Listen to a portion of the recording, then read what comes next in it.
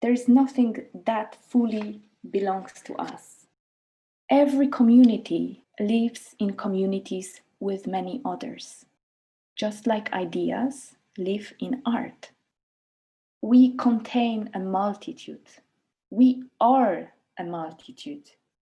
How can we say I when the thinking processes are collective, involving hosts and guests? The lockdown made one thing very clear for me. I'd become more present to my body's desire to be with others, my need for intimacy, my need to infect and be infected by other bodies. If presence does indeed mean being witness to each other being alive, does it imply that being alive itself is an infection? An infection that you almost always catch from another living being. What was really key for me was this idea of being available to another body through our senses. Through my practice, I really am trying to learn how to be alert, how to be curious, and how to notice things. For me, the moment of pandemic was extremely interesting, the lockdown, because I spent lots of time on my balcony, and I started to watch the street, how also the choreography of people changed. I never done that. We just continue doing that because this was the only moment that we could see each other. And I met my neighbors. This is actually incredible. We started to be a little community.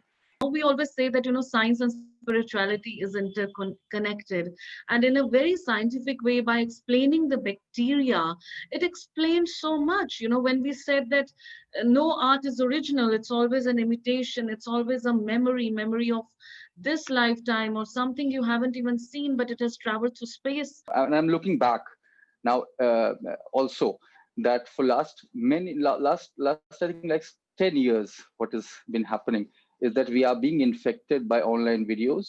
We are infected by online content, which has been floating around, whether it's Netflix. I think we're moving into this direction already. And it's just COVID or whatever, this lockdown has given us a huge jump where now we are suddenly seeing that what has happened. I speak from the Western, European Western paradigm. No, I'm also educated there, and this is my way of functioning.